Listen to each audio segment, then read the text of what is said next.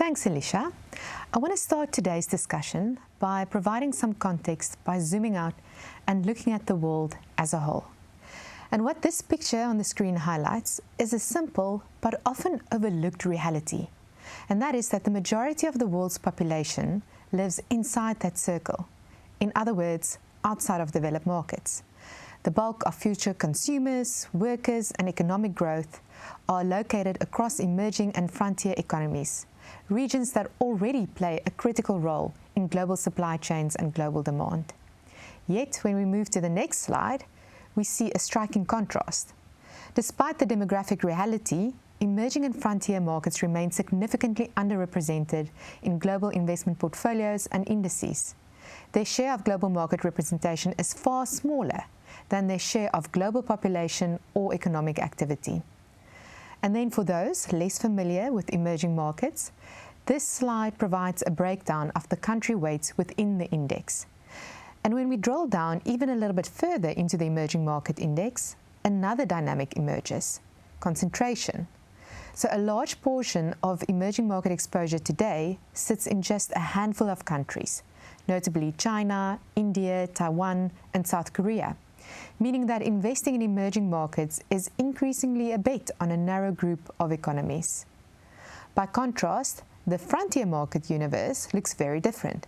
Other than Vietnam, it is far more fragmented, more diverse, and less dominated by any single country, really offering a broader spread of geographies, political systems, and economic drivers, but also introducing very different liquidity and risk considerations.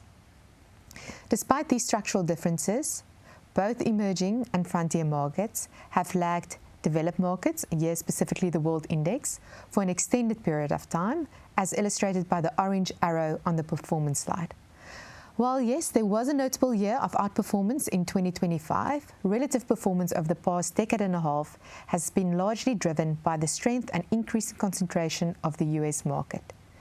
So the key question for investors is whether we are approaching an inflection point or whether more persistent structural headwinds will continue to weigh on these markets.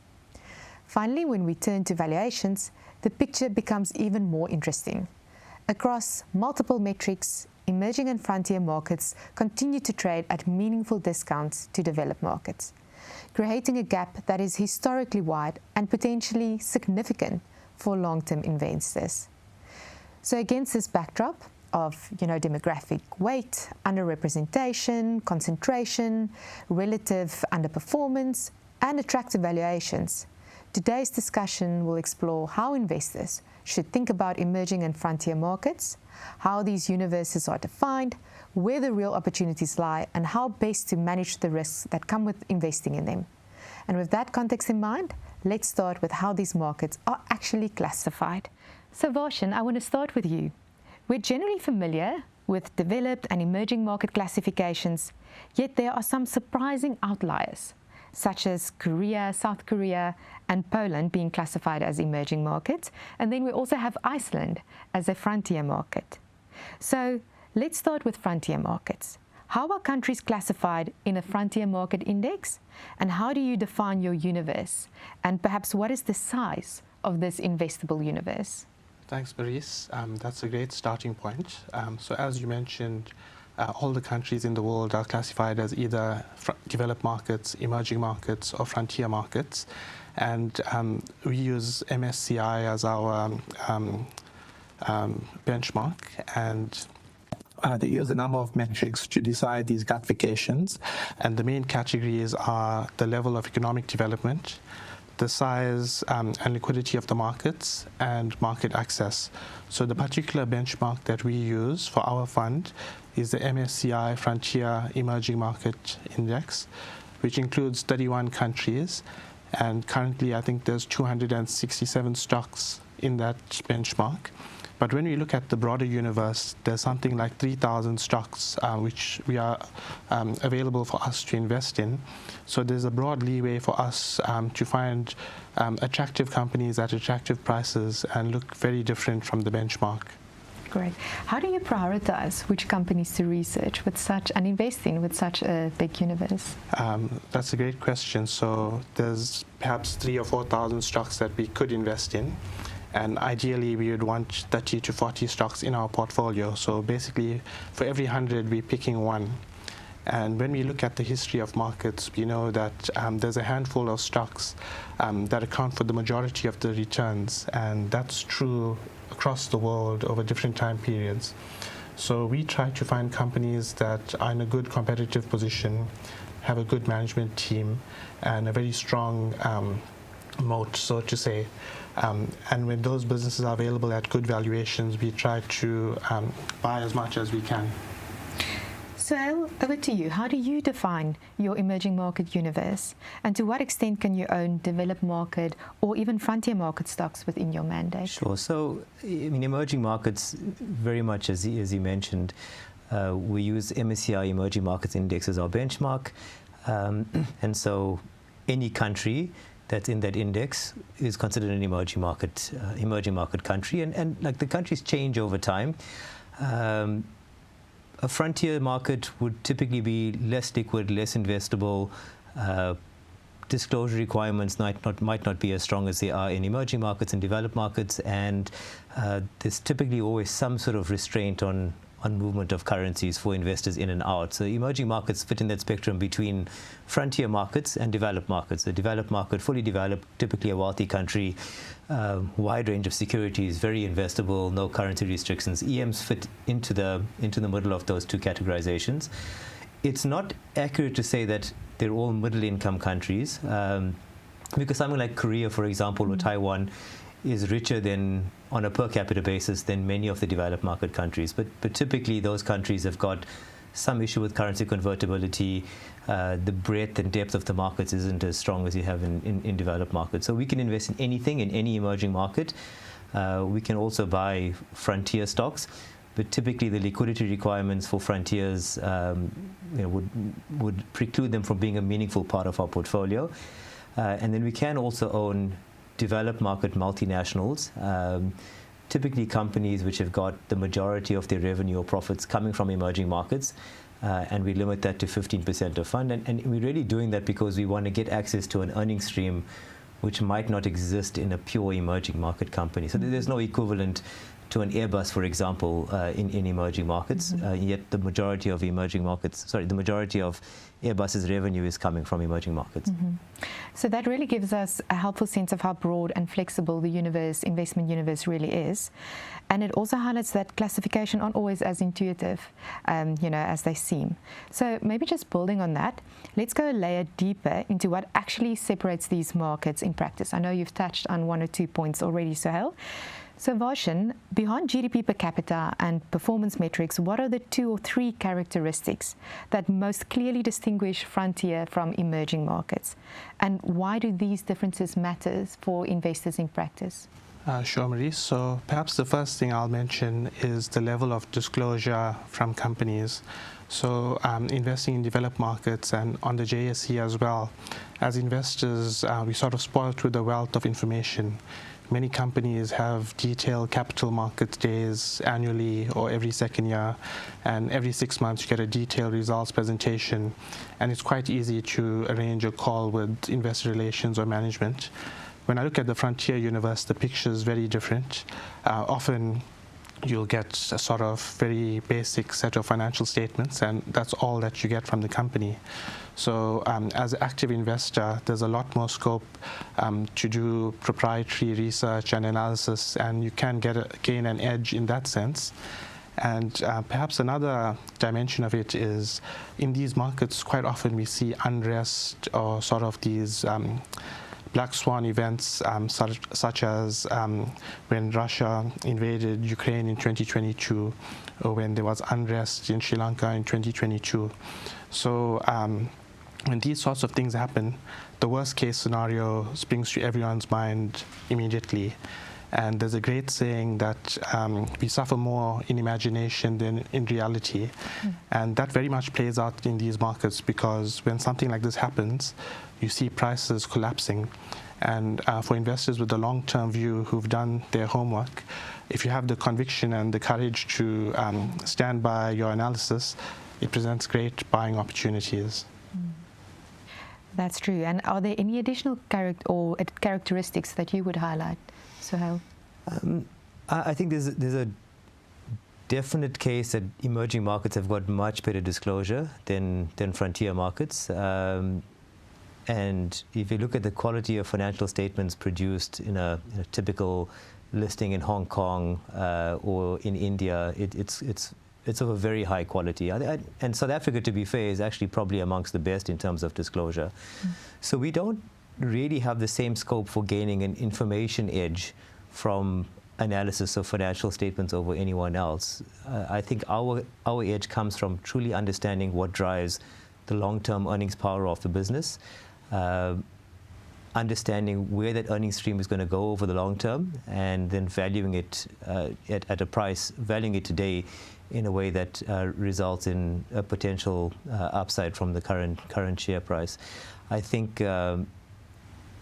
you don't just make money from smaller, less well-covered companies in emerging markets. In fact, if you look at what's driven returns over the last couple of years, it's been the largest cap stocks in emerging markets which have contributed the majority of the returns for the index. So it's really taking a view on which businesses are not being priced correctly and which can deliver the best long-term returns over meaningful periods of time.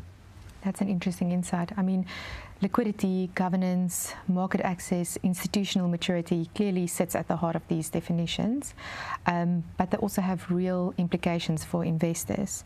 So it's important, like we are discussing now, to understand how markets are defined as a foundation, but ultimately investors care about what these markets can deliver. So let's maybe just shift from classification to the opportunity set. So, Suhail, maybe starting with you, what makes the emerging market opportunity set compelling today? As mentioned in the beginning, when I did that short introduction, the EM universe has become increasingly concentrated, with 80% in those 4 country names that I've mentioned. So why has this consolidation occurred, and how does it affect opportunity and risk?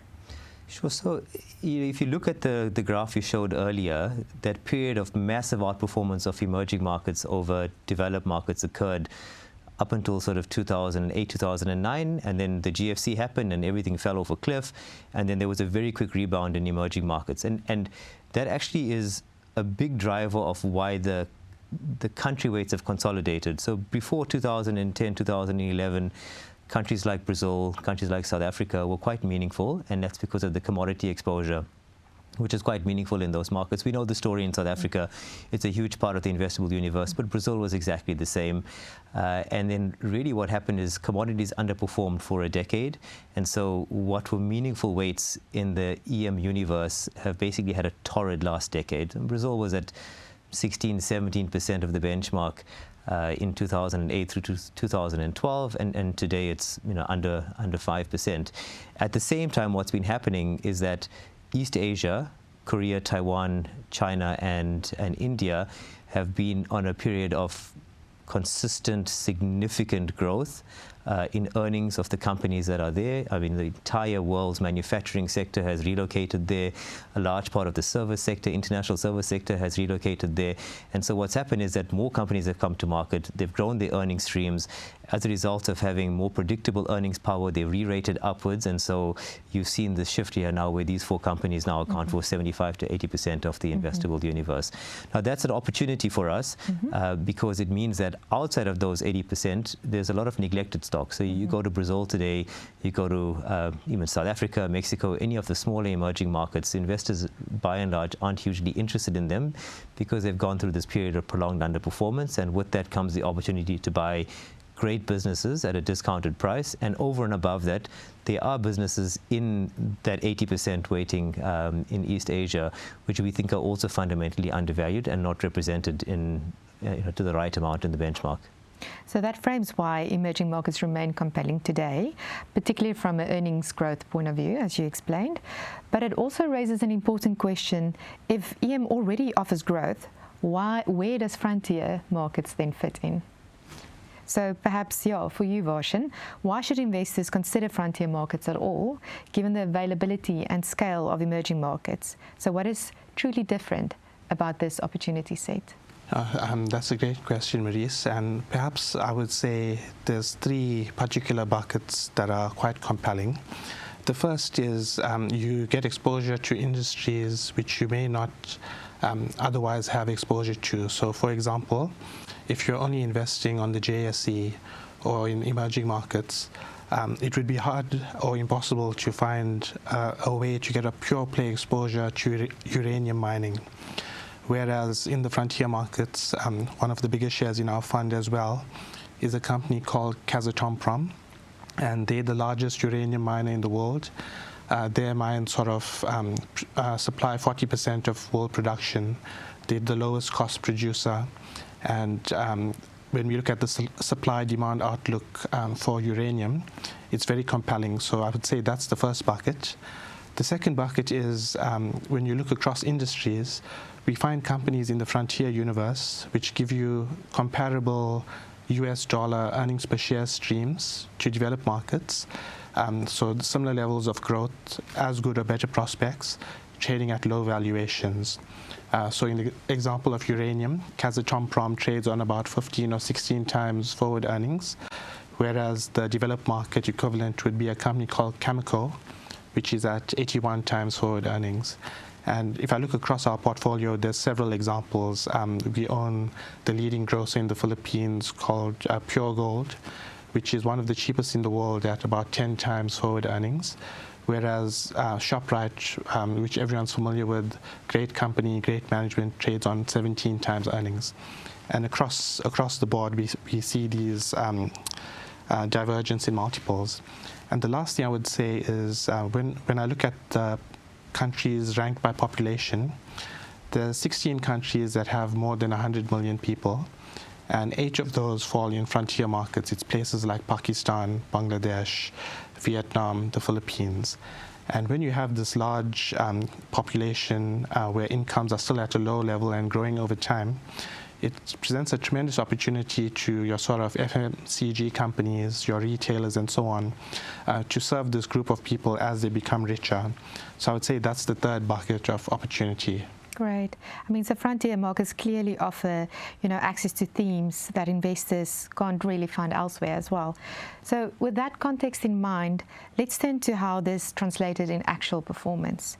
So just having a look at recent performance, both funds have delivered strong performance over the past year, with the Allan Gray Frontier Market Equity Fund retaining 46.1% into 2025, and the Coronation Global Emerging Markets Fund achieving a 29% return in US dollars. So if you guys can maybe just tell me what were the key drivers, and to what extent were they structural versus cyclical, or perhaps sentiment driven? And we can start with you, Suhail. Sure. So I mean, we had quite a few of our large holdings do really well last year. One of the themes that's playing out right now in emerging markets is memory stocks. So SK Hynix was the biggest contributor to performance last year. I think it was up 280% over the calendar year. This is not an unknown company. I mean, they've been a top 2 memory maker for a long time. But with the huge investment that's taking place in AI-related capex data centers, SK Hynix is the biggest supplier of high bandwidth memory to NVIDIA, and that goes into the data centers. So high bandwidth memory, as the name implies, is much more complex and much more able to do far more detailed or bear much larger loads compared to traditional memory. And they were the only one from SK Hynix and Samsung, which is their big competitor, which was authorized to sell to NVIDIA. And now the next generation, HBM4, is coming into the market this year, and both SK Hynix and Samsung are both certified for providing to NVIDIA. Other stocks that did really well for us last year, Nubank, which is a purely digital bank across Latin America, was a big contributor. They operate primarily in Brazil, but also in Mexico and increasingly now in Colombia. And one thing we found across most emerging markets is that the state of credit penetration and the prevalence of mortgages, credit cards, home loans, personal loans, payroll loans, any credit-related product is at a much lower level compared to what we see in developed markets. So a typical developed market bank is trading on a low teens type PE, and often at a discount to book value, and the earning stream is not that compelling in many of the emerging markets because almost no one has a card, almost no one has a mortgage. These companies are rolling out products to people who previously didn't have them, and more importantly, they're established incumbent banks there have been ripping off the consumers for years and years and years. And I think to a degree we've seen this play out in South Africa with what Capitec has achieved against the big four banks in SA. So that same thing is playing out now in the digital banking space in Latin America and also in parts of Asia. So that was a big contributor for us. And then the last one, which I think is interesting, which was a big contributor for us, was Cattle, which is the largest battery producer in the world. I mean, I don't need to state that batteries in general are a huge opportunity for diversifying away from fossil fuels, whether it goes into a vehicle, whether it goes into solar parks, whether it's powering data centers. Batteries are a big component of that, and this is the largest producer, lowest cost producer, and in a very, very competitive Chinese market, they're the only ones making a meaningful amount of money, and investors have cottoned onto that, and it re-rated significantly last year. Sure. So you touch on financials, and I know Varshan, the Allan Gray Frontier Markets Equity Fund also has a big financial allocation. Do you mind discussing what contributed to performance over 2025? Sure. So perhaps if I approach the question slightly differently, when one looks at returns, you can break it down into earnings growth, a re-rating, and a currency element. And if I think about earnings growth, currently we have about 38 stocks in the portfolio, and most of them grew their earnings quite nicely during 2025. And in terms of re-rating, at the beginning of the year, our portfolio was around 6 times earnings, and it ended the year at about 8 times earnings. So that did contribute a bit to the returns, going from a very low level to a level of 8, which is still below what we think a fair level of valuation is. It's low versus developed markets and emerging markets, and it's also low versus, for many of the companies, when we look against their long-term history, they're still trading at low multiples. And perhaps the last point would be the US dollar. So for many years before 2025, sort of good performance in local currency would be offset by dollar strength. And in 2025, we saw a bit of a reverse of that. And perhaps if I had to mention the specific stocks that did well, we own 2 banking stocks in Georgia and 1 in Kazakhstan, which produced great returns. And the uranium miner Kazatomprom also did particularly well. And we have about 3% of the fund in AngloGold Ashanti, which also did well in 2025. So, I mean, short-term performance often reflects a mix of timing, sentiment, market conditions, but long-term success, we know, is driven by different forces.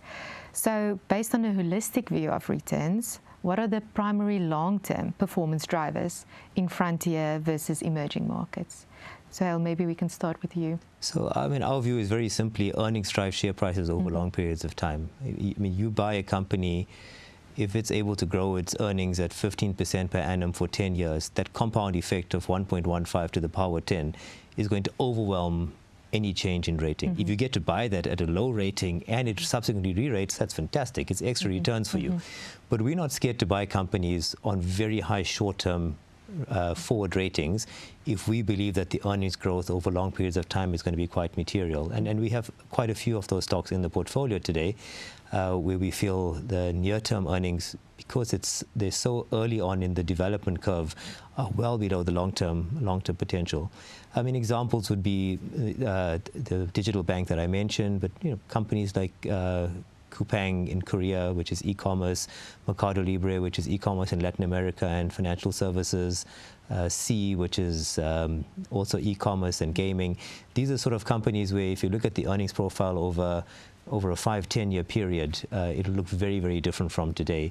And the advantage of having a long-term time horizon, which is our single biggest advantage, is that you can ignore the short-term noise, you can ignore the quarterly results which don't meet expectations, which result in the share price falling 20%. It's painful when it happens in the short term, but in the longer term, ultimately you end up with a business worth 5-6 times the current share price in 5 or 10 years' time, and that's a big contributor to returns. Varshan, is it the same for the frontier universe? Also earnings growth? So very much agree with Suhail. If I look at our portfolio, if you look at it from the perspective of sectors, our biggest sector overweight is consumer staples. And in terms of earnings growth, a lot of those companies have a very long runway ahead of them. If I had to compare and contrast to companies listed on the JSE, a business like Ital Tile, for example, is a very well-managed company. They have a competitive advantage, but they've already saturated the market, and spending on home improvement isn't growing at a very high rate in South Africa. Whereas if I compare that to the staple stocks that we own in frontier markets, you've got perhaps decades of growth still ahead of you. You have as good management teams. Often in many of these companies, the management have a very high shareholding of the business, so they have skin in the game. And we think that's a setup where they could compound earnings for at least a decade or more. So very much agree that earnings growth is a key long-term driver. And if you can summarize, Varshan, the characteristics that you're looking for in deploying capital in these frontier markets, what would they be? Sure. So we're always looking for shares where the value of the business is a lot more than the current price. We also try to find asymmetric opportunities where the upside is a lot more than the downside on the stock. And we look for management with skin in the game. And at a country level, we try to find places where, on a relative basis, there's more respect for the rule of law and for property rights and relatively stronger institutions. And we also look at currency, how easy or difficult is it for you to get money in and out of a country. So those are sort of the key things that we're looking at. Great. And then, Suhail, where do you, you've touched on a few examples already, financials being one of them, but where do you see the most compelling opportunities from a country, sector, or a company level? So, the first point I'd make is that we are bottom-up stock pickers. And India can be 50% of the benchmark. If everything in India is expensive, we can have zero in there. And so ultimately what we're looking for is individual stock ideas where on a long-term basis, they're fundamentally undervalued. And from a risk-adjusted expected return basis, there's more potential upside and limited downside.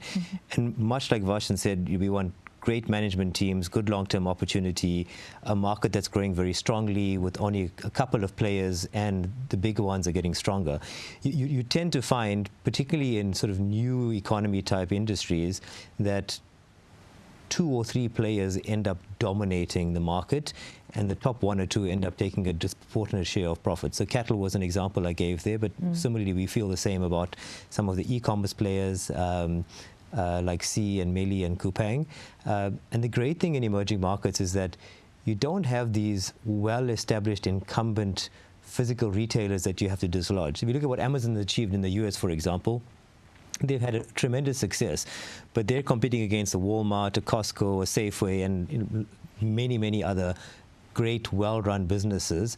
And so it's actually quite difficult to increase the e-commerce market share of total retail sales there. You come to emerging markets, you just don't have that problem. In Korea, it's predominantly department stores and convenience stores that you're competing against. So if you're someone like Kupang, who's got an incredible offering, who's offering everyday low prices, fantastic logistics, everyone's living in apartment blocks where it caters for people to get deliveries, and the stuff doesn't get nicked off your doorstep like's been happening in the UK.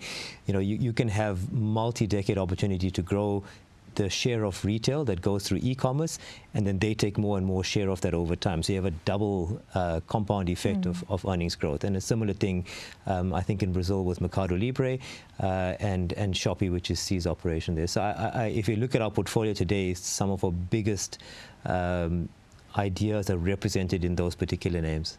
Great. Varshan, any other themes that you would still want to mention? Perhaps one that I would highlight is the Georgian banks. So Georgia has a 0% weighting in the benchmark and a 19% weighting in our fund. And it's basically those two banks, TBC Bank and Lion Finance, previously known as Bank of Georgia. And we also have a shareholding in the holding company of Lion Finance called Georgia Capital. And the reason we like those banks are there's these two banks, each have about 40% market share. It has been growing over time and continues to grow. And it's very well run when we look at efficiency metrics like cost to income ratios, well below comparable countries.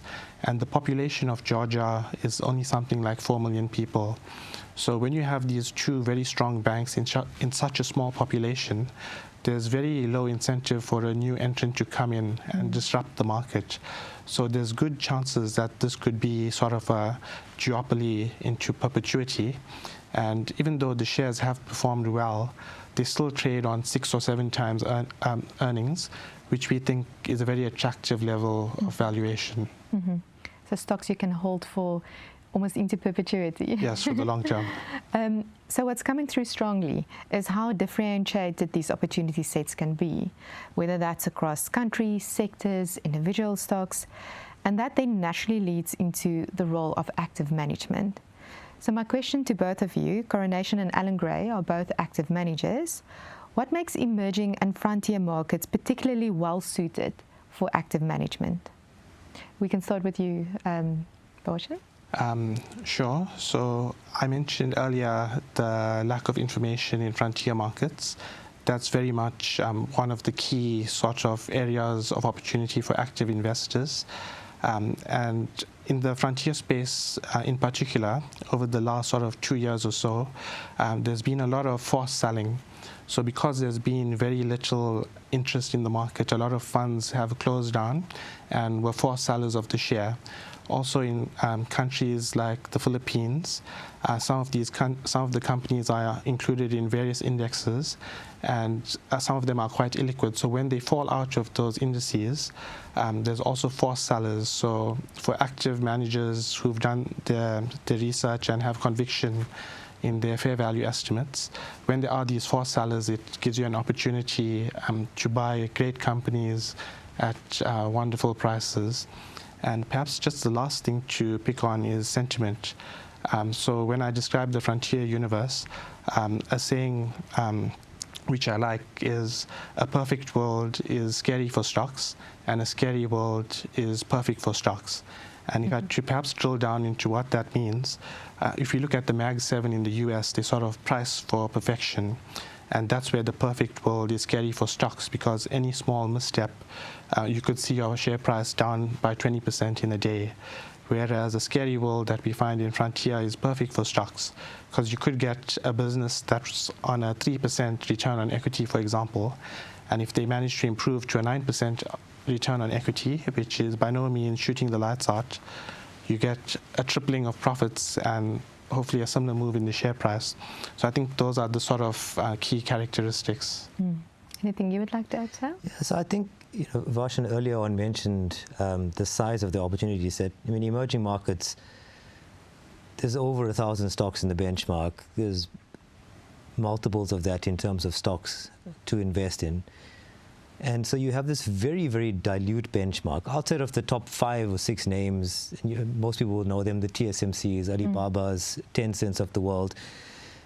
Outside of those, you actually have got no individual stocks that can really, really hurt you. But you can be very selective on finding the ideas which you think will outperform meaningfully.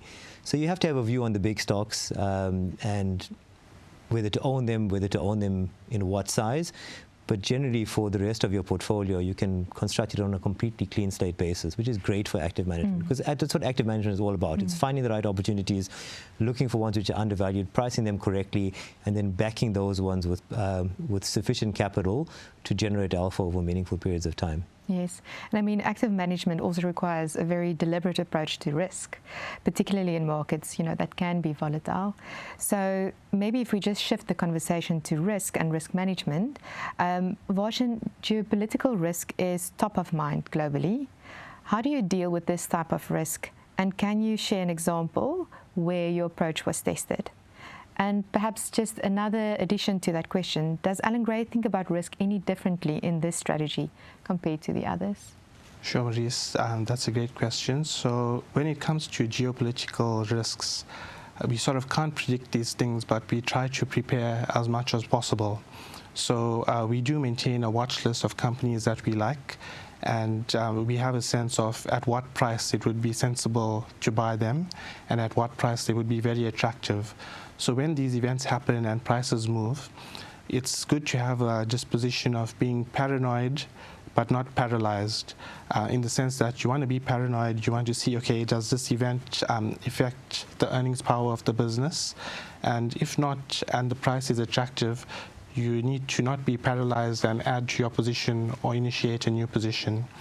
And examples in the past, in 2022, when there was civil unrest in Sri Lanka, there's those famous pictures of the protesters swimming in the president's pool.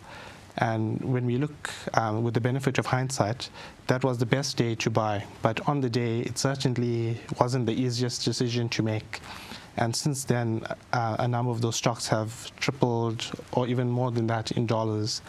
And another example I could point to is when Russia invaded Ukraine in 2022, a lot of people were saying, oh, Georgia's going to be next, and so on.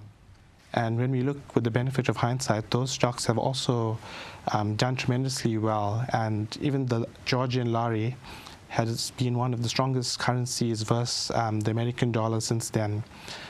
So with a lot of these situations, because we're dealing with complex systems, how it plays out is very counterintuitive. So you sort of have to adjust your strategy as you go. Those are great examples. But, some geopolitical risks almost feel structural and long-lasting. So, Suhail, how are you thinking about the impact of the US-China trade tension on China's long-term growth trajectory, especially given that it's the biggest target of US anti-trade restrictions? Sure. So there's multiple prongs to answer this. And I would say first and foremost, from a portfolio construction perspective, we were not particularly perturbed by the tariff war, which was initiated last year, nor were we particularly perturbed when in the first round in Trump's first term. And the reason for that is simply the types of businesses that we own in China are typically ones which are facing the domestic Chinese economy. We would typically not want to have manufacturing businesses which make stuff cheaper than everywhere else and send it out because those are normally low barrier to entry, cyclical type of businesses. So we would rather own a Tencent, which is purely domestic. Well, they have international operations, but they're predominantly service oriented. We would rather own JD.com, which is e-commerce in China. We would rather own Trip.com, which is an online travel agency, like an Expedia equivalent for China. So I'm less concerned about trade having an impact on the companies in the portfolio, but obviously China is the largest manufacturer in the world. They just did I think they had a $1 trillion trade surplus last year. So to the extent that, I suppose, earnings of companies fall off a cliff because of lack of ability to export to the US, that would be a concern. The counter to that is that exports to the US are like 3-4% of China's GDP. There isn't really a ready-made alternative for most of the goods that China produces, which is why you've seen every time there was big announcements of huge tariffs, they've kind of been rolled back slightly. And then very interestingly, what you saw from April last year when the big tariffs were announced was this massive shift of exports from China away from the West and towards the rest of Southeast Asia. So now what's happening is the rest of ASEAN is absorbing those exports, and in some cases an intermediate good goes to a Vietnam, and then the final good is produced and then sold to a European Union or a US consumer. Varshan, do you maybe want to discuss the Vietnamese opportunity set that we're finding based on also these US-China trade implications? Sure. So that perhaps is another example of the counterintuitive nature of these markets, because on Liberation Day, Vietnam was sort of the most hated market because they have a very high surplus with the US, and many people thought that market would do particularly poorly in 2025, but it was one of the best performing markets in 2025. And in our universe, the benchmark weight is about 20%, whereas our fund has about 9 or 10% in Vietnam. And the large difference is a lot of the funds in the stocks in Vietnam are banking and to do with property. So we already have 40% or so of our fund in financials, mainly being those Georgian banks and the bank in Kazakhstan, Halik Bank. So we compared the Vietnamese banks first, the ones that we have in our portfolio, because we don't just want to have 80% of the fund in financials. So we think the banks that we have are much more compelling. And one of the big stocks that drove returns in Vietnam was Vingroup. It's the largest conglomerate in the country, and they have various businesses, such as an EV business called VinFast. They unbundled a tourism business recently, and some of their businesses we think are good, but we think they trade on very high valuations. So we have a 0% weighting in Vingroup, and the stocks which we do like, the FMCG businesses called Masan Consumer, and we also have shares in Masan Group, which is a conglomerate which gives you exposure to the banking sector, to the supermarket sector, and so on, have also done reasonably well, but are a much smaller part of that benchmark. So, I mean, we've discussed geopolitical risks and how difficult they are to predict, but there are perhaps other more controllable risks that managers also deal with every day, particularly around liquidity and concentration. So what portfolio controls, Suhail, do you, or controls or risk limits, do you apply to manage liquidity and concentration risk in emerging markets? Look, I mean, we're a tiny manager in a massive market. It's the reverse of an Allan Gray or Coronation in South Africa. We're large managers in a tiny market. And quite simply, we can be selective and only focus on businesses which we can get into without materially affecting the share price and get out of, particularly if you're wrong and the share price goes down and you want to sell it, to be able to get out of the stock very quickly without affecting the share price even further. And for us, practically, that means, you know, if it's got a $10 million type of daily trade, it allows us to build up a 1% position in a couple of trading days, and allows us to sell out of it in a couple of days. And the overwhelming majority of the portfolio would fit into that category. So I don't see liquidity as being an issue for us. It's a bit different from frontier markets, where I think the tradability of the stocks is very different. Yeah, so Varshan, I want to ask you the same question. What portfolio controls or risk limits do you apply to manage liquidity?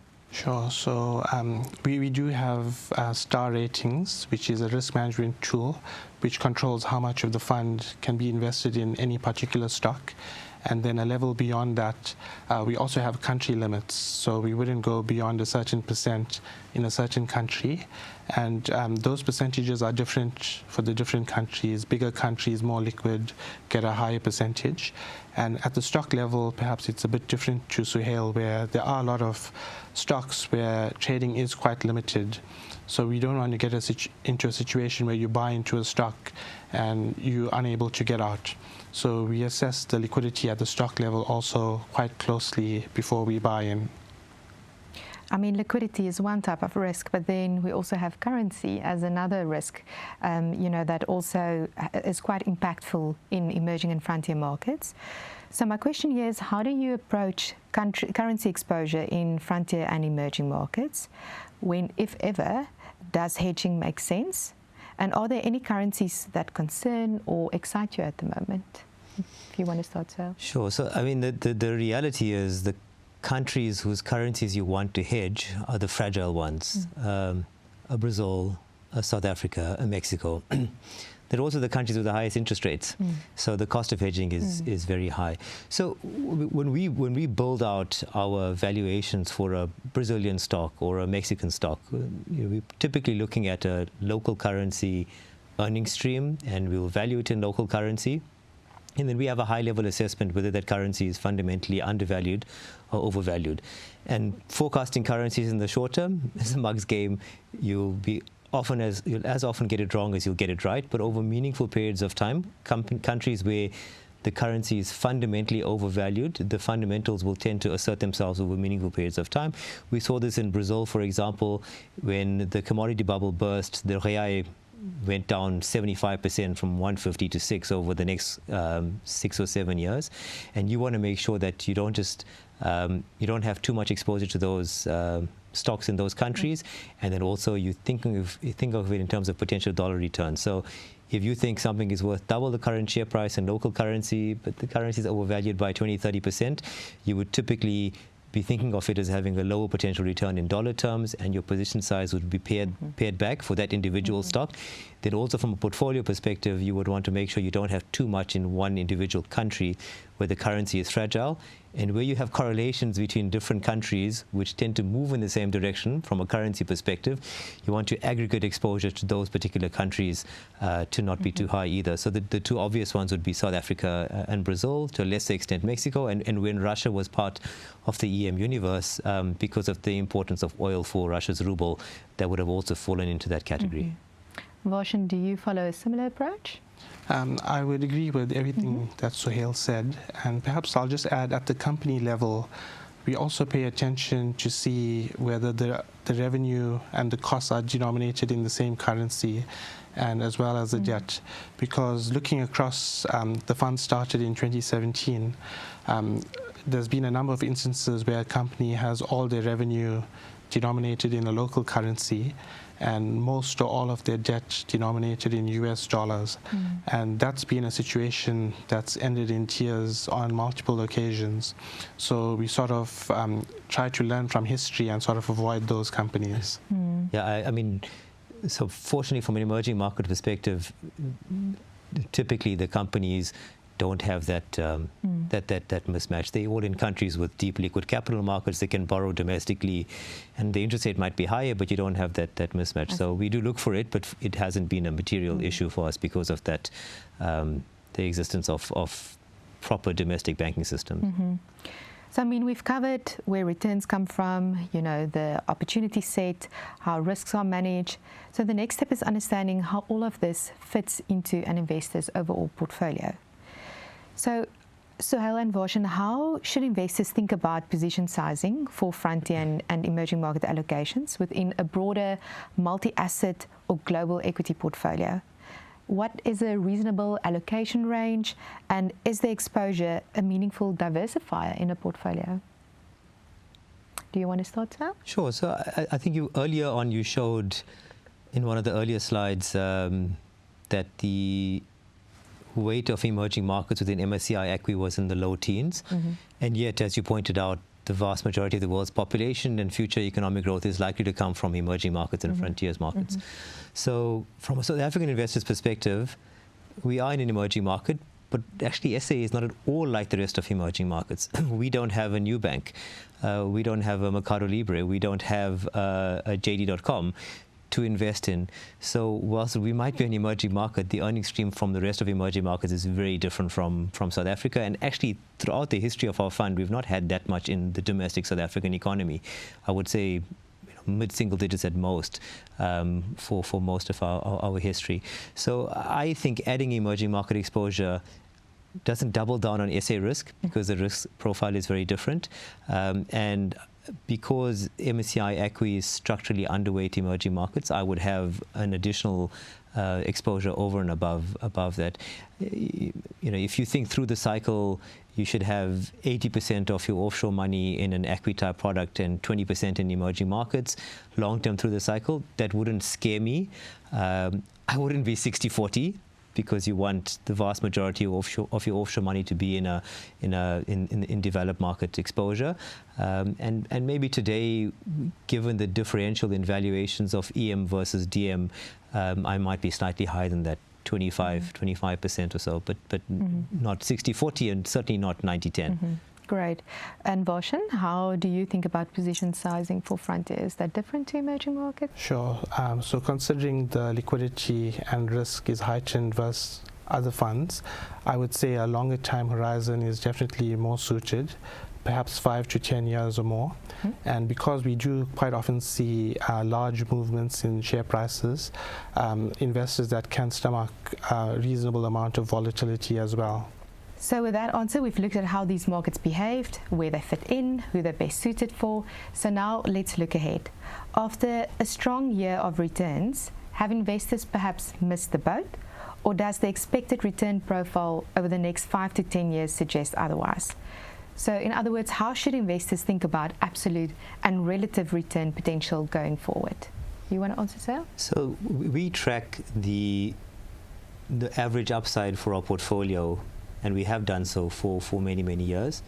And today, despite the very strong absolute performance of the fund last year, it's over 60 to 70% on average for the stocks in the portfolio, and a sort of 20% type IRR. So that's well above the long-term average. So we think, in spite of the great returns, the portfolio is still very, very undervalued on long-term metrics, and so we're very positive on the emerging market fund going forward.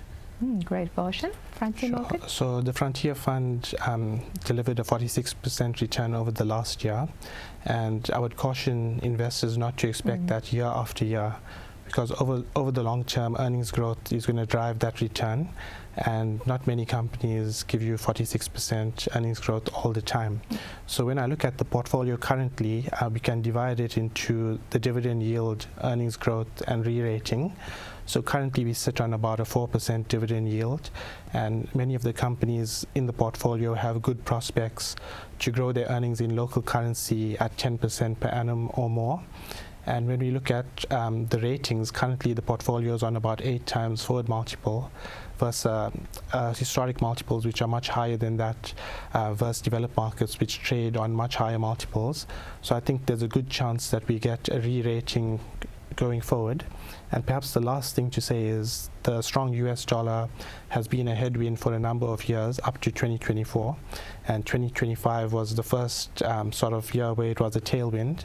And looking at what's going on geopolitically at the moment, I think there's a fairly good prospect that that could continue to be a tailwind. That sounds very promising. That feels like a good place to end it. So thank you to both of you for your insights and for taking us through this fascinating part of the global investment landscape.